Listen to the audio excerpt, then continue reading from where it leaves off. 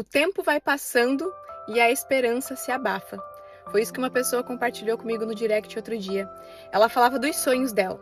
Ela disse que o tempo está passando e está demorando para acontecer aquilo que ela tem gerado no coração dela. Que o tempo está passando e a esperança de viver aquela promessa, de viver aquele sonho, está se perdendo. E aí eu trouxe para ela a seguinte reflexão.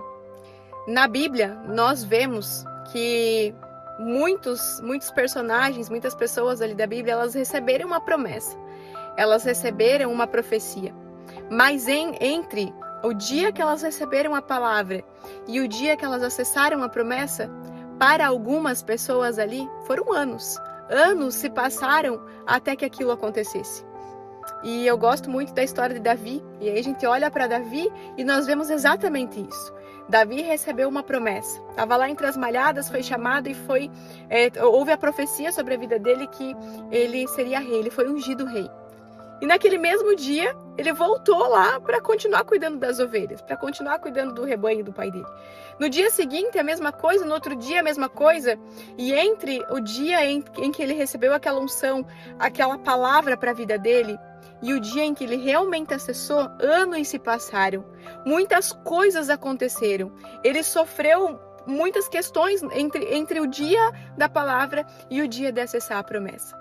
E muitas vezes acontece isso conosco e nós não temos um coração que está apto a confiar nas promessas do Senhor, a esperar. E eu sei que é desafiador, eu não estou dizendo que é fácil. Mas a reflexão é, se existe uma promessa, se existe algo gerado, vai acontecer. Aí, por que não acontece muitas vezes? Eu fico refletindo sobre isso, eu fico pensando sobre isso. Por que não acontece? Será que é só o tempo de preparo? Será que realmente é o tempo que Deus está esperando para que eu possa acessar?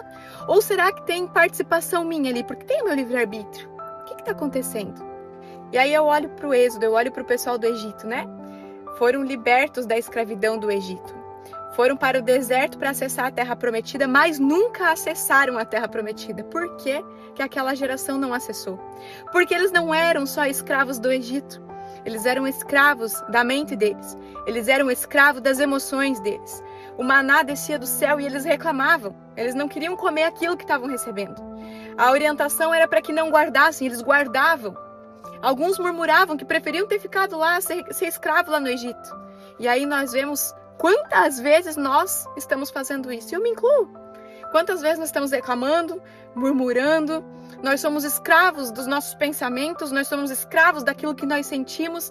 E muitas vezes, talvez, podemos estar nós mesmas atrasando a nossa promessa. Porque não estamos ali atentas, sendo sábias, ouvindo a voz de Deus, ouvindo o direcionamento de Deus. E eu já me peguei pensando isso por muitas vezes. Eu já me peguei chorando por isso muitas vezes. Poxa, tá demorando. Poxa, tá demorando. E aí vem a voz do Senhor aqui dentro da minha mente e fala: filha, esse é o tempo do preparo. Esse é o tempo que você precisa para amadurecer. Por quê? Porque tem sim promessas que você vai viver, mas você não tem estrutura. E aí a minha oração mudou. A minha oração passou a ser: Pai, prepara a minha estrutura. Prepara as minhas treliças.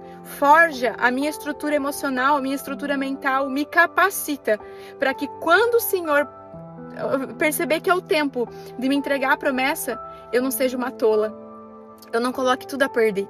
Você entende isso? É cuidado de Deus, muitas vezes é cuidado de Deus, porque entre o momento que eu recebi a promessa e que eu vou acessar essa promessa, existe o tempo do preparo.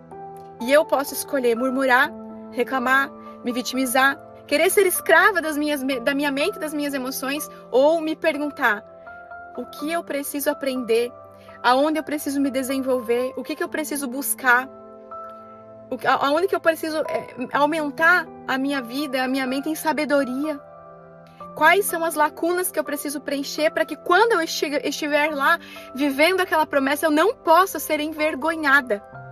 Então a oração precisa: renovai a minha mente, Senhor. Me mostra o caminho, me direciona, abre os meus olhos, Tira a viga, tira a viga que está em meus olhos. Tira o tampão dos meus ouvidos para que eu possa ouvir a tua palavra, para que eu possa ver aquilo que o Senhor tem para mim e para que eu possa não mais atrasar a promessa que o Senhor tem para mim, mas que eu possa me preparar, para que eu possa ter paciência, para que eu possa confiar naquilo que é do Senhor. Então, que nós possamos, em vez de duvidar, em vez de abafar a nossa esperança, que nós possamos orar, confiar, nos preparar, nos perguntar o que me cabe, qual é a minha responsabilidade, em que eu preciso agir.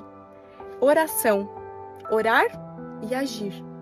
Qual é a minha responsabilidade? Qual é a parte que me cabe para que eu possa, de fato, acessar essa promessa e viver essa promessa na totalidade? Porque tudo que é do Senhor é bom, é perfeito, é agradável. Mas quando eu tento com as minhas mãos, quando eu busco com as minhas mãos fazer aquilo que é para o Senhor fazer na minha vida, eu posso colher um fruto antes do tempo. E esse fruto ele vai estar amargo, ele vai estar verde, ele vai estar amargo, ele não vai ter o sabor que ele vai ter no tempo certo. Existe um tempo certo para todas as coisas debaixo do céu. Isso não significa sentar e esperar. Significa fazer a minha parte. E qual é a minha parte?